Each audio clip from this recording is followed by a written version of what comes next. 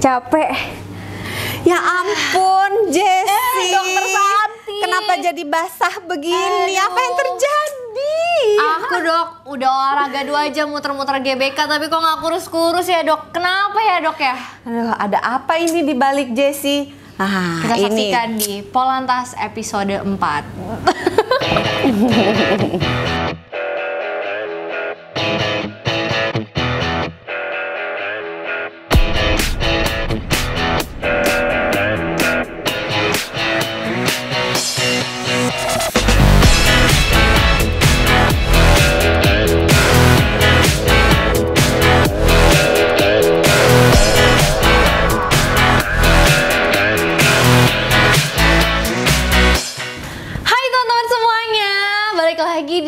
Polantas nih kayaknya openingnya agak-agak loyo karena tadi habis lari nih dok. Lelah, letih, lesu. Kali ini nih kita bakal bahas sesuatu yang nggak kalah menarik dari episode kemarin.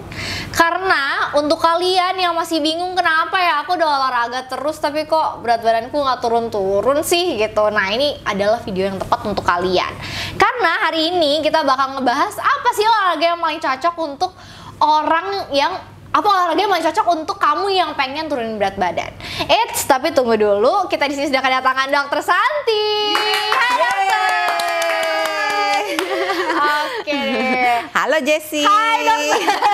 Hai sahabat KG dimanapun berada yang sedang nonton Jessie dan Dokter Santi. Semoga semuanya sehat dan bahagia selalu.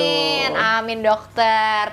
Nah oke, kalau gitu nih dok, kita langsung masuk aja kali ya ke topik kita hari ini. Masuk ke topik. Seru banget lah pokoknya teman-teman harus banget nonton ini sampai akhir ya.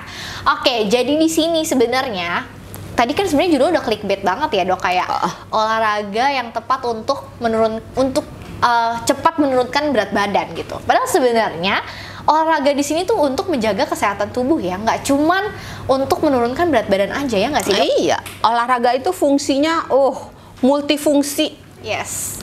Tadi Jessie bilang kesehatan tubuh aja tuh kemana-mana, jantung, paru, tulang, sendi, otot gitu ya, kemana-mana gitu. Belum lagi satu yang belum banyak orang tahu, olahraga juga membuat kita sehat secara psikis. Wow, oke. Bisa lebih motivasi lebih hebat, lebih kreatif, lebih nyaman, tidur juga lebih enak. Jadi olahraga itu benar-benar bukan sesuatu yang pilihan gitu, tetapi sesuatu yang wajib dilakukan. Yes, betul. Karena kan kalau kita olahraga kan kita juga mengeluarkan endorfin ya. Itu juga bikin kita lebih happy, lebih percaya diri sama diri kita ya nggak sih dok? Itu tuh morfin alami loh. Oke, wow, itu ternyata menarik banget ya dok untuk membahas si olahraga ini gitu. Nah kalau misalnya teman-teman nanya nih, olahraga apa sih yang paling cepat untuk nurunin berat badan? Kira-kira dokter Santi mau jawab apa dok? Kenapa dari kemarin Jessie kalau nanya susah banget ya? Maunya yang cepet tapi mudah. Iya, itu kan anak-anak zaman sekarang maunya gitu dok. Oh iya, benar juga sih ya. Pakai itu aja apps yang apps buat workout itu nggak sih? Bukan yang di Photoshop. Oh astaga. Itu cepet loh, nggak usah pakai olahraga langsung kelihatan langsing gitu kan. Tapi ya itu cheating sih ya. Kalau misalnya dokter mau kasih pesan-pesan untuk teman-teman yang pengen instan gitu apa dok? Sebetulnya olahraga itu tidak bisa menghasilkan sesuatu yang instan apabila kita tujuannya jangka panjang. Tapi kalau tujuannya jangka pendek, misalnya, gua harus kurus dengan olahraga, bagaimanapun caranya, mau sehat nggak penting gitu, pokoknya harus olahraga biar kurus. Nah olahraga yang seperti itu cenderung akan merusak sendi, merusak tubuh kita, sehingga nanti efeknya secara jangka panjang itu buruk. Contoh nih ya, banyak orang yang obesitas atau overweight, kelebihan berat badan, yang kalau olahraga maunya skipping, lompat tali, atau lari gitu. Nah, itu olahraga yang memang akan membakar banyak kalori sehingga orang akan cepat kurus. Tetapi jangka panjang buruk, karena orang-orang yang obesitas maupun overweight itu tidak dianjurkan untuk melakukan olahraga yang sifatnya high impact, di mana banyak terjadi benturan. Jadi kalau misalnya orangnya badannya gemuk, besar, Kalau dia lompat nih misalnya, ketika dia naik sih nggak ada masalah, tapi ketika dia mendarat, maka beban tubuh atasnya ini akan ditumpukan pada sendi penumpu tubuh, mulai dari pergelangan kaki, lutut maupun pinggul apa panggul nih. Nah itu jangka panjang kalau atasnya berat, maka tekanan yang ada terutama sendi lutut sih, itu akan besar sehingga bantalan sendi lutut, karena tulang kita kan ada tulang paha, ada tulang betis ya. Betul. Nah di antara itu ada bantalannya. Nah kalau terus-menerus kena benturan yang berat, maka bantalannya kan aus.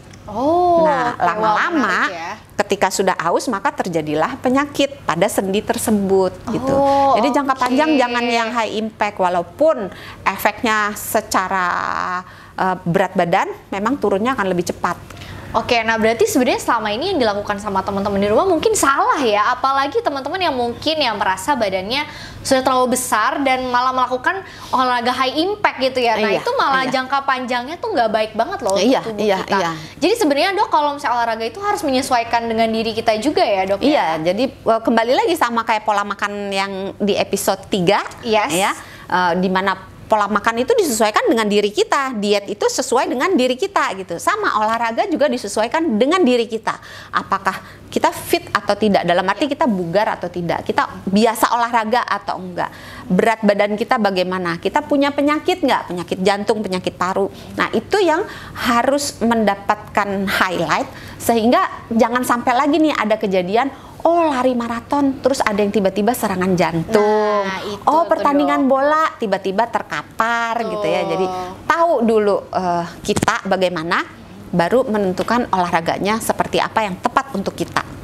Nah berarti juga kalau misalnya kita olahraga nih jangan terlalu keras juga ya Dok, walaupun mungkin untuk anak-anak yang pemula banget nih, misalnya dia baru banget mau mulai olahraga gitu. Sebenarnya agak susah dibilang, karena anak muda zaman sekarang pun yang biasa olahraga tuh banyak gitu. Nah kalau dia biasa olahraga, maka ya nggak ada masalah kalau dia menjalankan intensitas seperti yang biasa dia jalankan gitu. Tapi kalau buat kaum rebahan nih, sahabat KG yang rebahan ngacung gitu kan, kaum rebahan itu jangan langsung memasang target yang tinggi. Saya olahraga mau kurus 1 jam langsung, nanti efeknya akan membuat malah orang tersebut udahlah kayaknya olahraga bukan buat gue deh, bukan gue banget deh. Nah itu dia Dok, kayaknya masalah kita semua, makanya kayak kadang aku suka mikir gitu ya, aduh kok aku sering banget kehilangan motivasi untuk olahraga. Mungkin karena dari awal tuh aku udah set goals kayak aku harus turunin 10 kilo nih per bulan gitu. Itu kan kayak agak nggak realistis ya Dok ya. Penurunan berat badan yang aman dilakukan itu antara 2 sampai 4 kilo per bulan. Lewat dari itu biasanya agak nyerempet membahayakan tubuh gitu ya. Atau dia efek samping ke depannya nanti buruk, bisa berupa nanti kulit, beberapa misalnya kulit perut, kulit paha tuh agak bergelambir gitu ya. Jadi dan orangnya itu tadi yang kayak Jessie rasakan, aduh kayaknya bukan gue banget deh gitu. Jadi cepat frustrasi, motivasi jadi nggak ada. Persis yang Jessie rasakan. Wah, ini menarik ya Dok, karena aku kadang suka ngeset terlalu tinggi dan akhirnya ya itu ya, aku gampang capek setiap harinya. Jadi kayak setiap aku baru 1 minggu nih ya ngelakuin workout gitu di rumah, wah abis itu aku udah nggak mau lagi. Jadi 1 minggu olahraga, terus istirahatnya 2 tahun gitu Dok. Terus untuk mulai lagi besok deh, minggu depan sampai deh. Udah naik 10 kilo dulu baru mau olahraga gitu jadi kan. Memang agak susah dikatakan. Pesannya adalah kalau tidak pernah mulailah dengan hal yang sederhana. Mulailah dengan intensitas yang rendah, mulailah dengan frekuensi yang rendah, dan mulailah dengan waktu olahraga yang rendah dulu. Nanti perlahan-lahan dengan berjalan waktu, dengan berjalannya perbaikan tubuh kita mulai lebih kuat, napas mulai lebih panjang gitu. Kita boleh meningkatkan sedikit gitu. Nah kalau gitu Dok, berarti sebenarnya nggak ada dong ya olahraga tertentu yang bener-bener bisa langsung nurunin berat badan kita secara instan gitu? Sebenarnya gini, olahraga itu dibagi jadi 2 komponen besar. Komponen yang namanya olahraga aerobik dan komponen yang anaerobik. Nah, pada saat kita melakukan olahraga yang baik gitu, kalau mau menurunkan berat badan, biasanya penekanannya itu adalah olahraga yang komponen aerobiknya lebih besar. Tapi bukan berarti melupakan komponen yang anaerobik. Nah, kita kuis dulu nih sahabat KG buat kuis lagi nih. Aku lagi ya dok ya. Kalau dokter Sati mah kuis melulu gitu. Mungkin teman-teman KG juga bisa jawab di bawah ya, di komentar. Boleh nih di komen. Lebih pintar mana sahabat KG atau Jessie? Oke, gimana dok? Gimana? Bercanda ya Jessie. Ya. Olahraga aerobik itu apa sih? Olahraga aerobik itu mungkin ya, ini yang sepengetahuan aku aja dok, karena kan setahu aku aerobik tuh kayak banyak gerakannya nih, gitu. Mungkin olahraga yang high impact banyak gerakannya gitu kali ya dok ya? 50 deh. Wah, poinnya. Setengah doang guys. Karena olahraga yang aerobik itu bisa high impact, bisa low impact. Tapi benar yang Jessie katakan bahwa itu olahraga yang banyak gerakannya. Jadi olahraga aerobik itu olahraga di mana terjadi pengulangan gerakan yang banyak gitu. Jadi kalau misalnya jalan kan diulang-ulang doang gitu kan, melangkah lagi gitu, atau berenang kan diulang-ulang gitu lagi gitu ya, dan pengulangannya itu banyak gitu. Nah, terus gerakannya biasanya tidak memakan banyak tenaga. Kalau jalan kan ya ringan lah gitu ya. Sedangkan kalau komponen anaerobik itu gerakan-gerakannya, repetisinya biasanya sedikit, tenaga yang dikeluarkan biasanya berat. Contohnya apa? Kuis lagi, kan tadi udah dapat piring nih. Kayaknya karena dapat gelas, siap membina rumah tangga. Iya, siap nih Jessie membina rumah tangga. Jadi angkat beban. Kalau nggak punya beban, bisa pakai resisten band. Bahasa Indonesianya ya? Iya, itu aku taunya resisten band sih. Nanti dikasih gambarnya, resisten band gitu.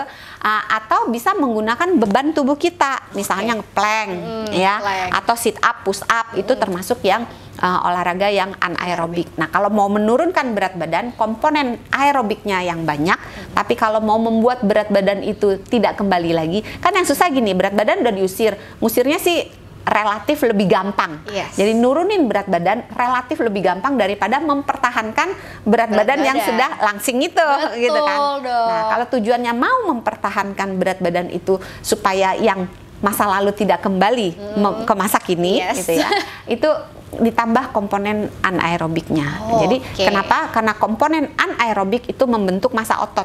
Kalau komponen aerobik membakar gula lebih banyak, membakar kalori lebih banyak.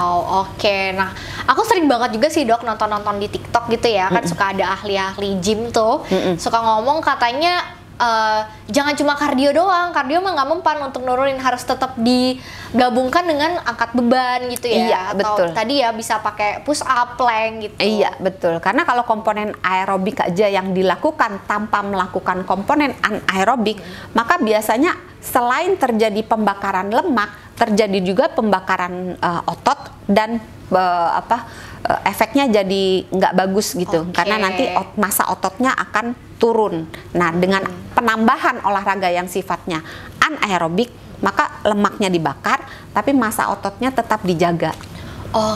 Wah ini menarik banget ya teman-teman yang mau mungkin lagi nge-gym sekarang, mau berniatan untuk olahraga. Nah, ini bisa banget tipsnya diterapkan gitu ya. Jadi nggak cuma kardio doang, aerobik, tapi juga anaerobiknya harus tetap dilaksanakan gitu ya. Mungkin komposisinya aja yang di ini nih ya Jessie ya. Kalau mau kurus lebih cepat mau kurus, komponen aerobiknya dibanyakin, mungkin 70%, 30-nya yang di anaerobik. Oke deh. Nah, kalau misalnya tadi nih dok udah ngomongin olahraga, sebenarnya kunci terbesar dalam penurunan berat badan itu apa dok? Mau bilang niat, tapi ntar saya didurja oleh netizen. Gue udah niat gitu, tapi kok nggak bisa gitu. Karena memang dibalik penurunan berat badan itu niat yang kuat tidak cukup. Karena ada yang namanya sugar addiction, kita adiksi terhadap gula, dan itu agak sulit dikalahkan kalau kita tidak punya pengetahuan yang cukup tentang itu. Jadi mungkin buat sahabat KG yang berjuang pengen kurus tapi nggak kurus-kurus dan merasa niat untuk kurus sudah cukup kuat, mungkin itu jawabannya, dan dibahas episode yang keberapa? Iya, betul. Nah, sugar addiction. Sugar addiction nanti mungkin bisa nih ya kita bahas ya di podcast berikutnya. Nah, oke Dok, kalau gitu nih tadi selain niat gitu, kalau nggak salah nih pola makan ya Dok ya. Iya. Pola makan bisa menjadi salah satu faktor pendukung terbesar nih dalam penurunan berat badan. 100. Dapat kan, tadi ya? udah piring, udah sendok, sekarang dapat sendok. Iya. Tadi piring, gelas, udah sekarang sendok ya. Udah satu dapur nih Dok. Iya, aku satu dapat dapur deh. penuh ya. Jadi memang untuk menurunkan berat badan, orang ada yang mau mati-matian olahraga, Yes. ada yang orang mau mati-matian jaga makan. Mana yang lebih efektif gitu ya? Berdasarkan dari yang saya baca dan berdasarkan dari yang telah saya lakukan, itu Asik. komponen menjaga pola makan itu lebih dominan, lebih berpengaruh dalam proses menurunkan berat badan daripada komponen olahraga. Tapi jangan dibalik ya, kata Dokter Santi, kalau mau nurunin berat badan jaga makan doang, nggak gitu ya. Ntar karena olahraga itu perlu kita lakukan bukan hanya sekedar untuk nurunin berat badan, tapi juga menjaga kesehatan kita keseluruhan secara tubuh ya. keseluruhan, Yes. luar dalam kan. Beauty harus inside and outside Iya, kan ya. bener dong. Harus secara keseluruhan, baik badan, otak, semuanya gitu. Yes. Jadi tetap olahraga harus dilakukan, hanya titik beratnya kalau mau nurunin berat badan di makan. Makan. Tahu nggak kenapa Jessie kuis lagi? Kuis lagi, Ya. tahu dong. Kalau ini tahu Ayo. dong. Kayak tadi ya Dok, kalau misalnya kita makan nasi padang berapa sih kalorinya Dok? Tergantung pilihan, Kayak tergantung 400 kuahnya kalori, gitu kan. nyampe nggak sih? Lebih. 500 lebih. Lebih. ya? Oke. Apalagi kalau yang kuahnya begenang-genang gitu ya. Itu bisa Wah, 800 sampai 1000. Banyak banget. Nah kan untuk ketika kita makan nasi padang 800 kalori, ya mendingan nggak makan nasi padang nggak sih Dok, daripada kita olahraga berjam-jam sampai sampai udah kecapean kayak tadi tuh di depan. Ya, kurang kan? lebih yang Jessie katakan itu. Karena untuk membakar kalori dibutuhkan effort, dibutuhkan kerja, dibutuhkan waktu yang lebih lebih sulit untuk diwujudkan daripada sekedar menjaga makan. Contoh nih, nastar. nastar Ini tuh. yang sisa-sisa kemarin Abis lebaran nih ya. tuh kan. Masih ada nih sisa-sisaan gitu ya. Terus sebentar lagi mau 17 Agustus, kita Waduh. 17-an nggak pakai nastar, pakai Natal kerupuk. masih nanti Dok, masih Desember Bukan, tuh. 17-an. Oh, Kan bentar lagi 17 biasanya Agustus. apa sih, ketupat? Kerupuk. Oh, kerupuk ya. Kan kerupuk Oh, kan. ketupat sih. Ketahuan Oke. nih nggak pernah ikut lomba RT. Ini jarang nih ikut nih Dok. Nah, kerupuk satu aja itu tuh tergantung ukuran, tergantung cara mengolahnya itu antara 50 sampai 100. Oh, wow. Nastar sebenarnya tergantung ukurannya sih, ukuran dan isi untinya itu dalamnya itu antara 25 sampai 100 125 per buah. Waduh. Kalau nastarnya kecil, imut gitu ya, isinya cuma dikit gitu, terus mentega di dalamnya juga mentega yang cuma dikit gitu, itu kalorinya mungkin 25 gitu ya. Oke. Tapi kalau misalnya kita makan 4 biji aja, nggak ada lah orang makan nastar 4 ya, kecuali Dokter Santi. Wah. Sombong banget gitu ya. Waduh. Itu udah ngumpulin kalori berapa? Anggaplah 100 kalori. Yes. Kalau yang agak besar mungkin dia makan 2 biji aja, kalau yang kecil mungkin dia makan 4 udah 100 kalori. Iya, betul. Padahal untuk membakar 100 kalori kita butuh jalan sekitar 20 menitan. Iya, betul. Itu Mending mana nggak makan nastar apa jalan 20 menit? baru kebakar 1 nastar. Kebakar 4 nastar tuh. Nastar kecil. Belum gorengannya. Iya, belum gorengannya, Belum minumnya, belum minum. bobanya Iya, Dok. gitu kan, Makanya. terus es kopi susunya Yes, gitu kan, dan betul. lain-lainnya itu. Oke deh Dok, kalau gitu ini balik lagi ya ke pembicaraan kita yang di episode-episode sebelumnya. Kita udah sering banget juga nih ngebahas soal pola makan ya Dok ya. Jadi teman-teman boleh balik lagi, lihat-lihat lagi episode kita yang sebelum-sebelumnya. Kalau misalnya mau ngelihat kita ngebahas mengenai pola makan gitu. Jadi kalau teman-teman udah lihat yang pola makan, nonton yang ini juga, udah deh teman-teman tinggal laksanain aja tuh ya kan. Iya. Tinggal udah deh tunggu body goals di akhir tahun gitu. Asik. Asik. Oke deh Dok, kalau gitu mungkin ada pesan-pesan terakhir nggak nih Dok untuk sahabat kaki? Pesan-pesannya sebetulnya untuk mau berolahraga, untuk menimbulkan niat, motivasi untuk berolahraga, mulai aja dengan hal yang sederhana banget. Kalau memang nggak pernah olahraga, mulai aja beraktivitas fisik dulu gitu ya. Aktivitas fisik dengan olahraga kan beda ya. Kalau aktivitas fisik itu adalah segala sesuatu yang menghabiskan kalori. Kalau olahraga segala sesuatu yang tergolong aktivitas fisik yang dilakukan secara terukur, terencana dan mempunyai tujuan gitu. Jadi lakukan aja minimal jalan dulu lah gitu ya. Kalau misalnya kita mau beli makanan, jangan minta OB lah, jalan sendiri gitu kan. Atau misalnya mau ke minimarket, janganlah naik motor, jalan gitu. Lakukan yang sederhana-sederhana. Kalau udah bisa, mulai ningkat olahraga. Kalau mau olahraga nggak usah lama-lama, satu lagu aja, setel lagu, misalnya lagu favorit favoritnya apa nih? Ya, setel satu lagu kan itu satu lagu durasinya sekitar 3 sampai 5 menit ya.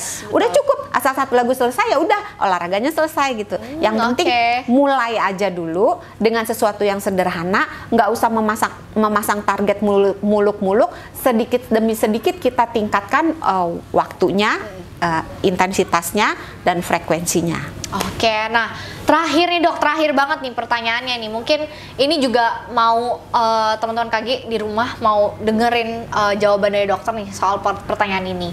Khususnya ini untuk orang-orang yang sibuk bekerja gitu ya. Boleh nggak sih dok kita tuh olahraga setelah bekerja? Berarti intinya olahraga tuh bagusan pagi atau bagusan malam? Iya, betul. Iya. Olahraga yang paling bagus itu adalah olahraga yang dilakukan. Betul. Nggak salah dok. Mau pagi, mau malam, yang penting dilakukan. Betul. Nah, jadi olahraga yang paling bagus yang sesuai dengan jadwalmu dan kamu mau melakukannya. Nah, masing-masing punya kelebihan dan kekurangan. Olahraga di pagi karena ada paparan cahaya matahari, ada udara segar gitu ya. Tapi kalau di kota besar mungkin cari udara segar udah agak susah. Mustahil ya. Dok. Kita doakan kemudian hari kita kotanya semakin baik gitu ya, polusi semakin sedikit sehingga udara segar bisa kita dapatkan. Nah, karena ada paparan sinar matahari, maka kemungkinan untuk mengurangi gangguan tidur lebih baik pada orang-orang yang olahraganya pagi. Kemungkinan untuk meningkatkan motivasi dan mempertahankan olahraganya itu lebih besar di yang pagi. Ini tidak berlaku semua orang ya. Ini berlaku pada sebagian besar orang. Jadi ada aja yang melenceng-melenceng, gak usah khawatir sahabat KG. Setiap orang itu unik gitu. Kemudian orang-orang yang olahraga di pagi hari, kekurangannya adalah karena dia ototnya belum panas, maka dia harus dihangatkan dulu sehingga pemanasan, peregangan pada olahraga pagi harus lebih lama daripada yang olahraganya sore atau malam. Nah, performanya biasanya dibandingkan dengan olahraga yang sore atau malam lebih rendah yang pagi. Nah, sedangkan kalau yang malam biasanya lebih mudah mengatur waktunya karena kan udah kelar semua gitu kan ya, udah ibaratnya udah santai gitu, lebih enak gitu ya. Terus enggak buat kaum-kaum yang tidak suka berjemur gitu ya, yang aduh gerah kena matahari gitu, lebih enak gitu ya. Tapi ingat kalau sahabat KG olahraga di malam hari jangan di rerimbunan pohon ya, nanti rebutan oksigen sama pohon. Masih ingat kan ilmu biologi zaman dahulu kalah gitu. Ayo, siapa yang udah lupa? Saya banyak loh yang ngacung ternyata tuh ngacung semua gitu kan. Ngaku nih ya, ngaku. Iya, terus olahraga yang malam harus memperhatikan diri sendiri karena ada beberapa orang yang habis olahraga seger. Nah, kalau udah seger dia nggak bisa tidur. Nah, kalau kayak gitu digeser olahraganya ke sore atau siang, atau katanya minum aja habis olahraga gitu biar mabura gitu. Aduh, jangan ya. Udah sehat olahraga tiba-tiba minum ya. Ini nah, olahraga yang belum kelar. Minumnya di ini ya, kalau misalnya masih underage nih yang nonton. Minum itu aja bandrek. Bandrek. Boleh ya. Atau bir peletok boleh. Bir juga kan. Iya, bir juga. Nah, kalau olahraga yang malam itu cenderung membutuhkan waktu untuk pemanasan dan peregangan yang sedikit aja karena kan badannya udah bergerak sepanjang hari gitu kan, dan performanya cenderung lebih baik daripada yang olahraga pagi. Jadi masing-masing ada kekurangan, ada kelebihan sehingga kalau ditanya milih yang mana, pagi atau malam, pilihlah yang dilakukan. Pilih yang dilakukan atau enggak dicicil aja nggak sih dok? Boleh. Pagi boleh olahraga, malamnya olahraga lagi gitu, tapi sedikit-sedikit gitu ya dok ya? Betul. Jadi olahraga itu tidak harus bayar kontan full gitu ya, full payment gitu ya. Boleh dicicil 0%. Bunganya 0%. 0% gitu ya. Boleh dicicil misalnya pagi 15 menit, sore 15 menit atau mungkin pagi 15 menit, siang 15 menit. Kalau susah mencari alokasi 15 menit, cari 10 menit boleh. 10 menit pagi, 10 menit siang, 10 menit sore atau 10 menit malam gitu. Wow, jadi bisa dicicil gitu. Nggak perlu dibayar lunas sekaligus. Zaman sekarang segala sesuatu nyicil. Pakai kartu kredit yang mana aja boleh. Iya, gitu. boleh. Yang mana aja bisa kok ya. Bahkan tubuh kita aja ada kartu kreditnya sendiri tuh bisa nyicil tuh. Iya, enak kan? Nah, jadi nggak ada alasan sahabat KG untuk nggak sempet, nggak punya waktu gitu. Betul. No. Semua bisa dicicil ya sekarang. Oke deh dok, karena kita udah di penghujung dari podcast kita nih ya dok ya. Terima kasih banyak untuk ilmunya. Lagi-lagi wah bener-bener dokter Santi nih tiap minggu memberikan kita ilmu yang sangat berharga loh ya dok. Apalagi untuk teman-teman penjuang penurunan badan gitu ya, mau pejuang badan, langsing gitu ya. Pejuang langsing. Aduh kok salah banget gitu. Pejuang langsing. Nah, udah kayak ini ya, udah kayak tema kita hari ini ya. Iya yang dong. Instan, langsing gitu. Kayaknya mie aja instan, judulnya apalagi berubah jadi olahraga. ini deh, mau langsing asik. Yo. Oke deh dok, terima kasih banyak untuk waktunya. Nanti kita ngobrol-ngobrol lagi di episode berikutnya ya dok ya. Tentunya bakal ketemu lagi dong sama dokter Santi ya kan. Ditunggu, yang lain nggak sabar loh. Iya oke deh. Kalau gitu kalau misalnya mau ketemu dokter Santi lagi, cepet like, comment, subscribe, share ke teman-teman semuanya ya nggak dok? Iya dong, kalau nggak nanti nggak dipanggil lagi dokter Santi. Waduh. Ayo semua teman-teman jangan lupa subscribe juga di YouTube Kompas Gramedia dan tungguin terus topik-topik menarik dari Polantas di episode-episode selanjutnya. Sekian, aku Jezi, aku dokter Santi. Jangan lupa sehat itu mudah, sehat itu murah. Bye. Dadah.